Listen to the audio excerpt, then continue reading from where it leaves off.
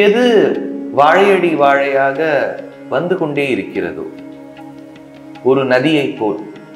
ஒரு நதின்னு பார்த்தோம்னா அது பிரவாகமா ஓடும். நான் என்ன சொல்றேன், சனாதன தர்மத்தை அழிக்கிறதுக்கு முன்னாடி முதல்ல கொசு டெங்கியை அழிக்கட்டோங்கிறேன். பாலையை மட்டும் பிராமணன்னு சொல்லிட முடியாதுன்னு சில ஸ்லோகங்கள் இருக்கு. ஆனால் சமுதாயத்தில் எப்படின்னா, இப்போ நம்ம பிராமணனை விடுவோம், சாதாரண ஒரு ஆடிட்டர் ஃபேமிலிக்கு வருவோம். அவருடைய குரலை நீங்கள், இப்போ நான் உங்களை வச்சுன்னு சொல்ல, இப்போ பல பேர் வந்து கட்சிகள் ஆரம்பிக்கிறா, பிறப்புக்கும் எல்லா உயிருக்கும், பிறப்புக்கும் எல்லா உயிருக்கும் முடிக்கணுமே. அதை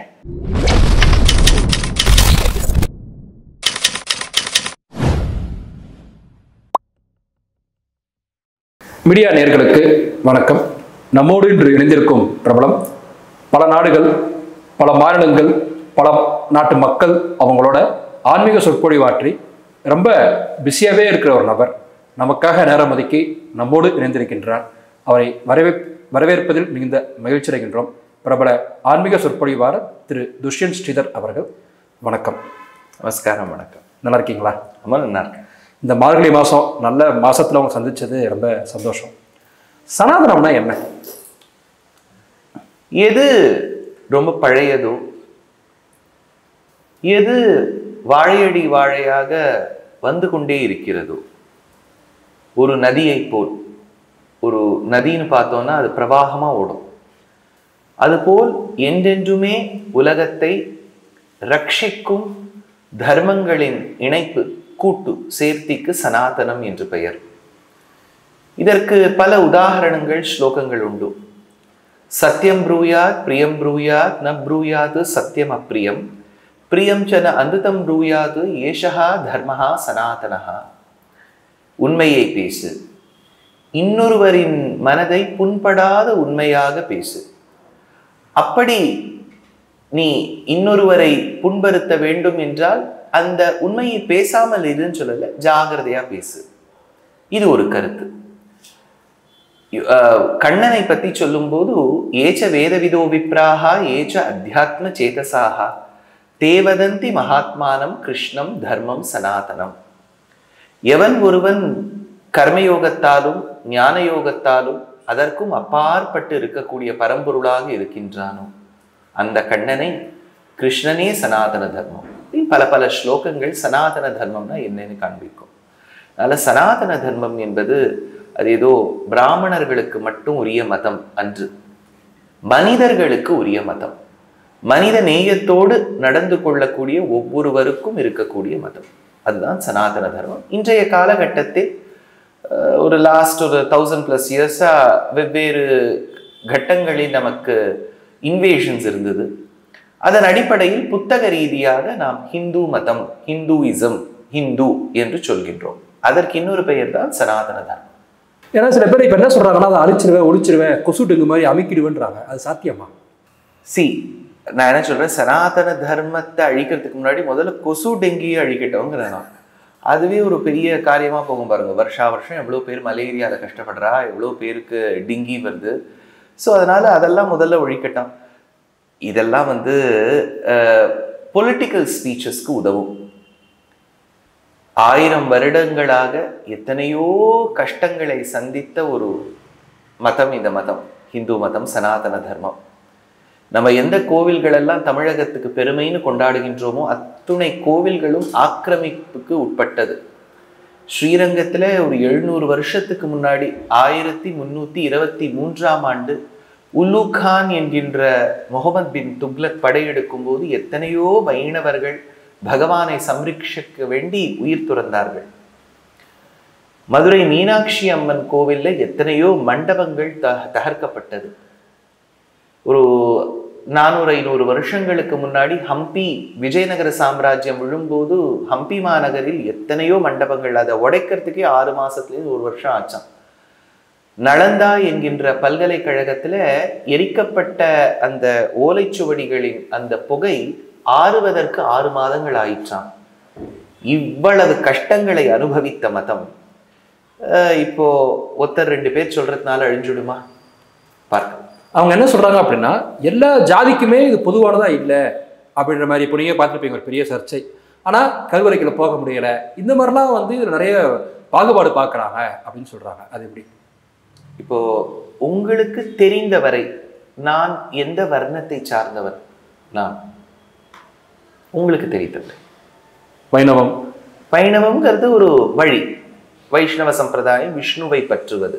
நான் எந்த வர்ணத்தை சேர்ந்தவன், எந்த ஜாதியை சேர்ந்தவன் சொல்லுங்க. ஐயங்காரா இருப்பீங்க அப்படின்னு. ஐயங்கார். ஐயங்கார்னா என்ன? அதாவது எந்த பெருமாளை வழிபடுறவங்க இல்ல, எந்த வர்ணம்? பிராமணனா? பிராமணர். பிராமணர். இப்ப கேள்வி என்ன? பிராமணர்களுக்கு கருவறைக்குள் பிரவேசம். ஞாபகம் வச்சுக்கோங்க, எனக்கு பிரவேசம் கிடையாது. கோவில்களில் அந்த ஆகம ரீதியாக தீட்சை பெற்றவர்களுக்குத்தான் அனுமதி உண்டு. பிராமணன்கிறதுக்காக நான் உள்ள போயிட முடியாது. தீட்சை பெற்றவர்கள், தீட்சிதர்கள்னு பேர், தீட்சை பெற்றவர்கள், அதற்குன்னு உரிய மரபை கடைபிடிக்க வேண்டும். பிராமணனாக நான் பிறந்ததோ, பிராமண குடும்பத்தில் நான் வளர்ந்ததோ, பிராமணனாக நான் சந்தியாவந்தனாதிகளை செய்வதோ, பிராமணனை போல் ஸ்தோத்திரங்கள் பாடல்கள் பாடுவதோ ஒன்றும் உதவாது. கோவில்களில் நான் அந்த ஆகம ரீதியில இன்ஃபேக்ட் ஒரு படி போய் அந்த ஆகமத்தை பின்பற்றக்கூடிய குடும்பத்தில் நான் வந்திருக்க வேண்டும். பிராமணனாக இருப்பது மட்டும் போராது. ஒன்று, அண்மையில நடந்த ஒரு சர்ச்சை, அதையும் சேர்த்து சொல்லிவிடுறேன். ஸ்ரீவில்லிபுத்தூரில் இளையராஜா, இசைஞானி இளையராஜா அவர்களுக்கு அனுமதி இல்லை, பிரவேசம் இல்லை. அவர் பிராமணர் அல்லாதபடியால் தான் அவரை அவமதித்து விட்டார்கள் என்கின்ற சர்ச்சை வந்தது. அதற்கு அவரும் ஒரு சமாதானம் சொல்லிவிட்டார். ஞாபகம் வச்சுக்கோங்க, கோவில்களில் கருவறைக்குள் கர்ப்பகிரகம்னு பேர், ஆங்கிலத்தில் அதற்கு சாங்டம் சாங்டோரம் என்று சொல்வார்கள். அங்கு மூலமூர்த்தின்னு ஒருத்தர் இருப்பார், அசையாத மூர்த்தி, அங்க பிரதிஷ்டையான மூர்த்தி. பெரும்பாலும் நம் தெற்கு பாரதத்தில் கருங்கல்லில் ஆக்கப்பட்டவர், திவ்யமங்கள விக்கிரகம் என்று பெயர். அதற்கு முன்னதாக இருக்கக்கூடிய பகவான் உற்சவமூர்த்தி என்று பெயர்.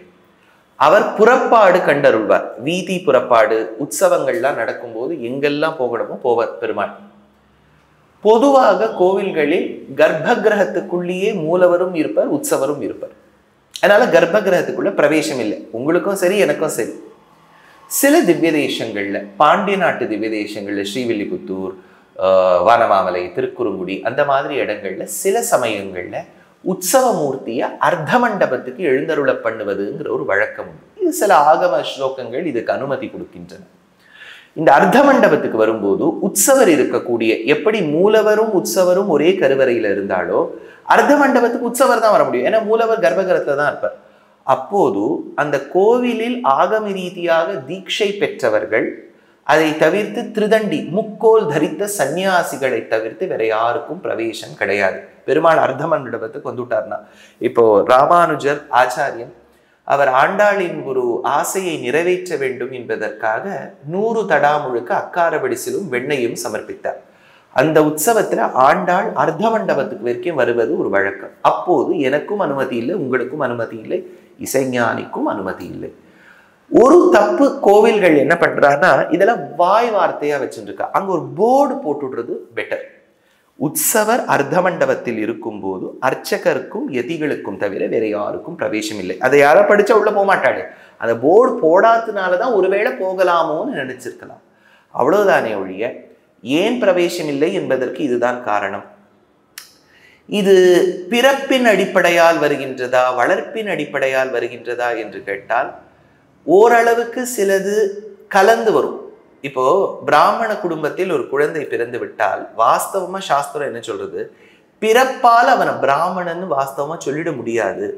அவன் வளர்ப்பால், அவன் வேதம் கற்க வேண்டும், ஒழுங்காக கற்ற வேதத்தின் படி நடக்க வேண்டும், உஞ்சவிருத்தி எடுக்க வேண்டும். இப்படியெல்லாம் வாழ்ந்தால், தான் கற்ற வேதத்துக்கு பிறருக்கு கற்றுக் கொடுத்தால், கற்றுக் கொடுக்கணும். இதையெல்லாம் செய்து அனுஷ்டித்து அக்னிஹோத்ராதிகளை செய்து வேள்விகளை எழுப்பினால் அவன் பிராமணன் ஒரு டெஃபினிஷன் இருக்கு. பிறப்பாலே மட்டும் பிராமணன் சொல்லிட முடியாதுன்னு சில ஸ்லோகங்கள் இருக்கு. ஆனால் சமுதாயத்தில் எப்படின்னா, இப்போ நம்ம பிராமணனை விடுவோம், சாதாரண ஒரு ஆடிட்டர் ஃபேமிலிக்கு வருவோம். அப்பா ஆடிட்டர், அம்மா ஆடிட்டர். பொதுவாக ஆடிட்டர் தான் கல்யாணம் பண்ணிப்பா. இப்போ அவளுக்கு குழந்தை பிறந்த உடனே சும்மா வேடிக்கைக்கு குடும்பத்தில் எல்லாரும், என்னடா நீ ஆடிட்டர் ஆயிடுவியா அப்படின்னு கேட்பா. அந்த குழந்தை போட்டோகிராஃபர் ஆகலாம், அந்த குழந்தை ஜெர்னலிஸ்ட் ஆகலாம், அந்த குழந்தை பாடகன் ஆகலாம். ஆனா எப்படி ஒரு ஆடிட்டருக்கு பிறந்தா நம்ம மனசுக்குள்ள அவன் ஆடிட்டரா தான் வருவானோ, நடிகருக்கு பிறந்தால் நடிகனாகத்தான் வருவானோ. இப்பவே நம்ம சொல்றோம் பாருங்க, இந்த தளபதிலாம் சொல்லும்போது ஓஹோ அவர் பிள்ளை வந்து இப்போ நடிக்கிறதுக்கு வருவாரா, சச்சின் தெண்டுல்கர் பிள்ளை வந்து கிரிக்கெட் விளையாடுவாரா. இப்போ அரசியலே எடுத்துக்கோங்க, நம்ம என்ன சொல்றோம், இன்னாருடைய பிள்ளை அரசியலுக்கு தான் வருவார், அவரே ஒரு காலத்துல நான் வரமாட்டேன்னு சொல்லி இருந்தாலும் அவர் பிற்காலத்துல வந்துருவார். அப்படின்னா இந்த தொழில் ரீதியா இருக்கக்கூடிய இடத்திலேயே நம்ம ப்ரீ கன்க்ளூட் பண்றது என்ன, அவர் இதுக்கு தான் வருவார். பிராமணனாக வளர்ந்தால்தான் பிராமணன்னு சொல்லக்கூடிய கட்டம் ஒரு பக்கம் இருந்தாலும், ஒரு குழந்தை ஆணோ பெண்ணோ ஒரு பிராமண குடும்பத்தில் பிறந்தால் இட் இஸ் அ கிவன், அந்த குழந்தையும் பிராமணன் தான் மட்டும். ஆனால் அந்த பிராமணியத்தை அந்த குழந்தை வளர்க்க வேண்டும். சும்மா அந்த காலத்தை சொல்றேன், ராஜாக்கள் க்ஷத்ரியர்கள், க்ஷாத்திரத்தோடு இருக்கணும், போரிடுவதற்கான வலிமை இருக்க வேண்டும், ஒரு அவா இருக்க வேண்டும், உலகத்தை ரட்சிக்க வேண்டும், நாட்டை ரட்சிக்க வேண்டும், இதோ போர் தொடுப்பேன் அப்படின்னு இருக்கணும். ஆனா க்ஷத்ரிய குலத்தில் பிறந்த பல பேர் பிராமணியத்தோடு இருந்து பிராமணராயிருக்கார். விஸ்வாமித்திரர் ராஜா, கௌஷிகர்னு பேர். பிற்காலத்தில் தவம் எல்லாம் செய்து பிரம்ம ரிஷியாகி பிராமணரை போல் வாழ்ந்தார். அசோகர் அவர் வந்து மதம் மாறிவிட்டார்னு வச்சுக்கணும். அப்படி இருக்கும்போது, அப்படி இருக்கக்கூடிய தருவாயில் இன்னார்தான் இப்படித்தான் நம்ம சொல்ல முடியாது. ஆனா இட் இஸ் அ கிவன். அது சில இடங்கள்ல அப்படி என்ன எடுத்தா, பிராமண குடும்பத்துல பிறந்துக்கு பிராமணனா இருக்கு, அது பிராமண குணத்தோடயே இல்லாம இருக்கலாம், அதுக்கு வேதமும் வராம இருக்கலாம், கத்துண்ட வேதத்தை கத்துக் கொடுக்காமையும் இருக்கலாம். இதே ஒரு குழந்தை க்ஷத்ரிய குலத்திலோ சூத்ர குலத்திலோ பிறந்து நல்ல பிராமணியத்தோடு வளரலாம். நான் இப்படியும் சொல்லுவேன் பிரகாஷ்ஜி, இன்றைய காலகட்டத்தில் 4 வர்ணமும் ஒருத்தருக்குள்ள இருக்கு. எப்படி பாருங்க, இப்போ கார்த்தால ஆபீஸ் போறதுக்கு முன்னாடி ஸ்லோகங்கள் சொல்லிட்டு ஒரு வேதத்துல ஒரு பஞ்சாதி சொல்லிட்டு கிளம்புறார். குடும்பத்தை ரட்சிக்கணுங்கிறதுக்காக ஒண்ணுமே இல்லை, அப்பாவோட ஒரு குழந்தை நடக்கிறது, பத்னி நடக்கிறா, எல்லாருக்கும் பலம் இருக்கு. ரோட்ல நடக்கும்போது அவர் எப்பவுமே என்ன பண்ணுவார்னா டிராபிக் பக்கமா தன்னை வச்சுப்பார், சேஃபா. அப்போ க்ஷத்ரியன் ஆயிடுறாரே, அவர் ரட்சிக்கிறாரே, தன் குடும்பத்தை ரட்சிக்கிறார். இப்போ ஃப்ளட் எல்லாம் வரும்போது அவரவர்கள் படகுல ஏறி எல்லாருக்கும் ஃபுட் பேக்கெட்ஸ் கொடுக்குறா, எல்லோருக்கும் நல்லது செய்ய வேண்டும் நினைக்கிறா. அப்போ க்ஷத்ரியன் ஆயிடுறார். குடும்பத்துக்காக அந்த பெண்ணும் ஆணும் உழைக்கின்றார்கள், வைஷ்யர் ஆயிடுறா. சர்வீஸ் பண்றா, குடும்பத்துக்கு எல்லா விதமான கைங்கரியமும் பண்றா, சூத்ரர் ஆயிடுறா. அப்ப சர்வீஸ் பண்றா, குடும்பத்தை ரட்சிக்கிறா, காக்கும் பொருள் அந்த பணத்தை சேகரிக்கிறா, ஞானத்தை வளர்த்து கொடுக்கிறார்கள். அப்ப 4 வர்ணமும் நமக்குள்ள இருக்கே. இதை பத்தி ரொம்ப அப்படியே எத்தனையோ கஷ்டங்கள் இருக்கும்போது இப்ப கோவில்கள்ல பாதி கோவில்கள்ல அர்ச்சகரே இல்லை. இப்ப நம்ம என்ன கேட்டா, சரி இப்ப எல்லாரும் அர்ச்சகர் ஆகலாம்னா ஆகட்டும், என்ன இப்போ ஆயிட்டு அந்த கோவில்களுக்கெல்லாம் போட்டோம். இப்போ அர்ச்சகர் ஆவதே நான் திருப்பதி கோவில்ல மட்டும் வேலை பார்க்கறதுக்குன்னா அது தப்பாயிடுமே. அது கூட்டம் வராத இடத்திலும் நீர் அர்ச்சகராக இருக்க வேண்டும். It is not only about money making.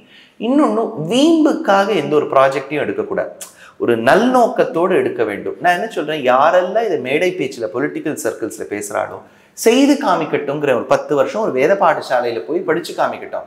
இதோ யார் வேணாலும் அர்ச்சகர் ஆகலாம், ஆகுங்க, போய் வேதம் கத்துக்குங்க, ஜடை படிங்க, கிரமாந்தம் படிங்க, எல்லாம் படிச்சுட்டு சதஸுக்கு போங்க, கத்துக்குங்க, யார் வேண்டாம்னா கத்துக்கிட்டுமே. இது வந்து சும்மா ஒரு பொலிட்டிக்கல் ப்ரௌனி பாயிண்ட் ஸ்கோர் பண்றதுக்காக மட்டும் இருக்கக்கூடாதுங்கிறது அடியேனுடைய ஒரு தாழ்மையான எண்ணம். நம்ம நாட்டில் நிறைய விஷயங்கள் மாறி இருக்குது, இன்னமும் அந்த பழைய சம்பிரதாயங்களை கடைபிடிக்கணுமா? பிறப்புக்கும் எல்லா உயிர்க்கும் போது எல்லாத்தையுமே தான் அனுமதிக்கலாமே, அதுல என்ன தடைகள் இருக்கு? இப்போ பிறப்புக்கும் எல்லா உயிர்க்கும் குரல முடியுங்களே, அது பாதியா எல்லாத்தையும் கோட் பண்ணா இது சிறப்பா செய்தொழில் வேற்றுமையா, அந்த செய்தொழில் வேற்றுமைன்னு எடுத்துக்கிறாரே. இப்போ வள்ளுவர் அப்படின்னு பார்த்தோம்னா, வள்ளுவர் மதிக்க வேண்டிய போற்ற வேண்டிய நாம் ரொம்ப நம்ம ஆராத்திய ஒரு ஆச்சாரியனா நினைக்க வேண்டிய ஒரு ஆச்சாரியர். அவர் ஏதோ சும்மா ஒரு கவிதை கவிதை போட்டியில எழுதின போன சுவாமியார் இல்லை, அவர் பெரிய ஆச்சாரியர். அவருடைய குரலை நீங்கள் இப்ப நான் உங்களை வச்சுன்னு சொல்ல, இப்ப பல பேர் வந்து கட்சிகள் ஆரம்பிக்கிறா, பிறப்புக்கும் எல்லா உயிருக்கும், பிறப்புக்கும் எல்லா உயிருக்கும் முடிக்கிடமே அதை. அதனால இன்னைக்குமே பிரகாஷ்ஜி, இப்போ பெரிய பெரிய கம்பெனிஸ்லாம் தமிழ்நாட்டில் இருக்கு, கர்நாடகா, பெங்களூர், ஹைதராபாத்ல எல்லாம் இருக்கு. எல்லா ஆர்கனைசேஷன்லேயும் ஹெச்ஆர்னு ஒரு டிபார்ட்மெண்ட் இருக்கும், ஃபினான்ஸ்னு ஒரு டிபார்ட்மெண்ட் இருக்கும், ப்ரோக்ராமிங்க்குன்னு ஒரு டிபார்ட்மெண்ட் இருக்கும். ஒரு டிபார்ட்மெண்ட்க்கும் நடுவில் பாலிடிக்ஸ் இருக்கும். ஹெச்ஆர் நீங்க போய் கேட்டீங்கன்னா, ஏன் எங்க கிட்ட கேட்குறீங்க, ஃபினான்ஸை போய் கேளுங்க. ஃபினான்ஸை கேட்டா ஹெச்ஆர் தானே, வேலையே இருக்காது, அவன் ஏன் பண்ண மாட்டேங்கிறான் இப்படின்னு தான் சொல்லுவான். ஸோ அவர்களுக்குள்ளேயே உயர்த்தி தாழ்த்தி இருக்கு. ஒருவருக்கு ஏசி பேசுறது, இங்கெங்க பிராமணர் வந்தார், க்ஷத்ரியர் வந்தார், ஹெச்ஆர் ஃபினான்ஸை பிளேம் பண்றது. இப்போ நீங்க கவர்மெண்ட் டிபார்ட்மெண்ட்டுக்கு போங்க, ஒரு காரியம் நடக்கணும்னா கவர்மெண்ட் டிபார்ட்மெண்ட்ல இங்கேருந்து ஃபைலை அங்கே தூக்கிட்டு போ, ஐயோ எங்ககிட்ட நீங்க வந்துடக்கூடாது, அந்த சைட்ல போங்க, சைட்ல போனால் சர்வர் டவுனா இருக்கும், ஐடி பர்சனை கேள்வி, இவ்வளோ சொல்றான். அதனால இங்கேயே இவ்வளவு குழப்பங்கள் இருக்கும்போது எதற்கு சரி இப்ப இப்ப இப்ப ஒரு மைய பகுதி இதுல என்னன்னா, சனாதன தர்மத்தில் இந்து மதத்தில் இந்த வேற்றுமைகள்லாம் இருக்கு, வேற்றுமை இருக்கு. நான் சொல்றேன் டிஃபரன்சியேஷன் இருக்கும், ஆனால் டிஸ்கிரிமினேஷன் இருக்கக்கூடாது. டிஃபரன்ஷியேட் பண்ணலாம், அவர் க்ஷத்ரியர் நான் பிராமணர், ஆனா டிஸ்கிரிமினேட் பண்ணாதீங்க. அவன் க்ஷத்ரியன்கிறதுக்காக வசதி, நான் பிராமணன்கிறதுக்காக தாழ்த்தி, நான் பிராமணன்கிறதுக்காக வசதி, அவன் சூத்ரன் என்பதனால் தாழ்த்தி. அந்த டிஃபரன்சியேஷன் இருக்கக்கூடாது. அது ஒரு நாளும் தர்மம் ஒத்துக்காது. அப்படி செய்தவர்கள் இருந்தார்களா? இருந்தார்கள். இருக்கிறார்களா? இருக்கிறார்கள். செய்வது தப்பா? தப்பு. ஏன்? ஒரு மனிதனினுடைய உடலுக்குள் இருக்கக்கூடிய ஜீவாத்மாவை மதிக்க தெரியாதவன் இந்த உலகத்தில் வாழ்வதற்கு அருகதி இல்லாதவன். அதற்காக எத்தனையோ தண்டனைகள், திருப்பானாழ்வார் சரித்திரம் இருக்கு, நந்தனார் சரித்திரம் இருக்கு, எத்தனையோ பேர் இந்த மாதிரி பார்த்திருக்கா. ஒரு விதுரன் வீட்டில் வேலை செய்யக்கூடிய ஒரு தாசியின் வயிற்றில் பிறந்ததால் துரியோதனன் எவ்வளவு ஏசி பேசுவான். அந்த விதுரன் சொன்ன நீதிக்குத்தான் விதுர நீதினு பேர். சுவாமி நம்மாழ்வார், திருமங்கை ஆழ்வார், பொதுவா ஆழ்வார்களின் ஜாத்தியாராய்ச்சி கூடாது என்பார்கள். ஆழ்வார் சொன்ன வார்த்தையை நீ மதிப்பியா? அவர் எந்த ஜாதியில பிறந்தார்? கவுண்டரா, நாடாரா, செட்டியாரா, ஐயரா, ஐயங்கார்னு பாப்பியான்னு கேட்பான். ஆனா உங்க வியூவர்ஸ்க்காக சொல்றேன், நம்மாழ்வாரோ திருமங்கை ஆழ்வாரோ பிராமண ஜாதியை சேர்ந்தவர்கள் அல்லர். அவர் க்ஷத்ரியரும் அல்லர், வைஷ்யரும் அல்லர், சூத்ர ஜாதியை சார்ந்தவர்கள். ஆனால் இன்றளவும் கோவில்களில் ஒவ்வொரு பிராமணனும் கைகூப்பி நிற்பது ஷடாரிக்கு. ஷடாரி நம்மாழ்வார், ஒரு சூத்ர ஜாதியில் பிறந்த சுவாமி நம்மாழ்வாருடைய ஷடாரி தான் இன்றளவும் ஒரு பிராமணர் வாங்கிக் கொள்கின்றார். இது ஒவ்வொரு பிராமணரும் வாங்கிக் கொள்ளும் போது நினைக்க வேண்டும், சமுதாயத்தில் நாம் ஏற்றத்தாழ்வை பார்க்க கூடாது, பகவத் பக்தியைத்தான் பார்க்க வேண்டும்னு பிராமணர்களும் நினைக்கணும். சூத்ரர்களுக்கும் அந்த இப்போ ஒரு இன்னொரு பாயிண்ட் என்னன்னா, இப்போ கிராமங்கள்ல ஊர்கள்ல இன்னைக்கும் டிஸ்கிரிமினேஷன் நடக்கிறதுனா அது எல்லாத்துக்கும் பிராமணர்கள் தானா காரணம். இப்போ வெங்கை வாயில் அங்க இங்க நடந்தது, எந்த ஐயங்கார் சுவாமி போய் அதுல மலத்தை கழிச்சார். ஸோ நான் என்ன சொல்ல வரேன், அந்தந்த ஜாதிக்குள்ளேயே, இப்போ க்ஷத்ரியாளுக்குள்ளேயே, வைஷ்யாளுக்குள்ளேயே, சூத்ரர்களுக்குள்ளேயே நிறைய சப்செக்ஸ் இருக்கு இல்லையா, எல்லாரும் ஒற்றுமையாக இருக்க வேண்டும். மனிதனுக்கு மனிதன் மதிக்க கற்றுக்கொள்ள வேண்டும். அது நடந்துடுத்துனா இந்த கேள்விகள் எல்லாம் எழாது. அதே சமயத்துல நான் இந்த பாயிண்ட்டையும் முடிச்சுடுறேன். பொதுவாக கேட்பா இல்லையா, இந்த மாதிரி டிஃப்ரென்சியேஷன் இருக்கு, இது சரியா தப்பா? நான் எப்பவுமே சொன்ன மாதிரி டிஃப்ரென்சியேஷன் தப்பு. ஏற்றத்தாழ்வு பார்த்து ஒருவன் வசதி இன்னொருவன் தாழ்த்தின்னு சொல்றது 100%, 1000% ராங். அந்த மாதிரி யாராவது பண்ணா தப்பு. ஒண்ணு. ரெண்டாவது, அதே கேள்வியை கேட்கக்கூடியவர்கள் இஃப் தே ஆர் அன்பயாஸ்ட் ஏனைய மதங்களையும் கேட்க வேண்டும். இப்போ மேட்ரிமோனியல் வெப்சைட்ஸ்ல போடுறா, கிறிஸ்டியன் நாடார் வாண்டட். கிறிஸ்டியானிட்டிக்கு போன பிறகு நாடார் என்பது எப்படி தொடரும்? நீங்க இந்த ஜாதி வேண்டாங்கிறதுக்காக தானே வேற்று மதத்துக்கு போனீர். வேற்று மதத்துக்கு போன பின்பும் நாடார் தொடர்றது, செட்டியார் தொடர்றது, கவுண்டர் தொடர்றது, பிராமின் கிறிஸ்டின்னு போடுறா. கிறிஸ்துவாளுக்குள்ள என்ன பிராமின்? நீங்க நான் கிறிஸ்டியன்ஸை ஏசி பேசல. விஷயம் என்னன்னா, நீங்க இந்த ஏற்றத்தாழ்வெல்லாம் இருக்கின்றதோ, இருக்கு, நான் பாதிக்கப்பட்டேன், எனக்கு பிடிக்கவில்லை அப்படிங்கிறதுக்காக இன்னொரு மதத்துக்கு போறேன். அந்த மதத்தின் கொள்கையெல்லாம் பிடிச்சிருக்கு. எந்த ஓல்ட் டெஸ்டமெண்ட்ல நியூ டெஸ்டமெண்ட்ல ஜீசஸ் சொல்லியிருக்காரு, நான் 4 வர்ணங்களாக பிரிச்சிருக்கேன் சொல்லல அவர். ஒன்று. இப்போ சனாதன தர்மத்தில் பெண்களா ஆண்களா, ஏன் பெண்கள் இப்படி ஆகலாமா, ஆண்கள் ஆகக்கூடாதா, ஏன் சபரிமலைக்கு போகலாம் போகக்கூடாது, இவ்வளவு வருது. ஏன் இஸ்லாத்து மதத்தில் ஆண்கள் ஒரு கட்டத்தில் தொழும்போது ஏன் பெண்கள் தொழக்கூடாது அந்த இடத்துல அப்படின்னு ஒரு கேள்வி வரலாம் இல்லையா? இதெல்லாம் நான் இஸ்லாமியோ கிறிஸ்டியானிட்டியோ அட்டாக் பண்றது கேட்கவே இல்லை. நான் என்ன சொல்றேன், இந்த மாதிரி கேள்வி எழுப்பக்கூடியவர்கள் ஆனஸ்டா இருந்தா, சின்சியரா இருந்தா அதே கேள்விகளை ஏனைய மதங்களுக்கும் எழுப்ப வேண்டும். கடைசியா என்னோட பாயிண்ட் என்னன்னா, ஒரு மதம்னு இருந்தால் மனிதர்களின் கூட்டு, அதுல கொஞ்சம் சில பிராக்டிசஸ் எல்லாம் பிற்போக்கு தன்மையாக இருக்கலாம். அதையெல்லாம் நாம் தவிர்த்து இன்னும் எல்லா சக மனிதர்களையும் மதிக்க வேண்டும் என்கின்ற எண்ணத்தோடு ரிஃபார்ம்ஸ் பண்ணி போகணும். சனாதன தர்மத்தில், ஹிந்து மதத்தில் என்னைக்குமே ரிஃபார்ம்ஸ்க்கு இடம் இருக்கு. நல்ல விதத்தில் ஆர்கானிக்கா அது நடந்ததுதான் பிற்காலத்தில் நல்ல சமுதாயமாக வளரும் என்பது அடியனுடைய ஒரு தாழ்மையான அபிப்பிராயம். பல்வேறு கேள்விகளுக்கு ரொம்ப விளக்கமா பொறுமையா பதிலளிச்சிங்க. மிக்க நன்றி. வணக்கம். நமஸ்காரம்.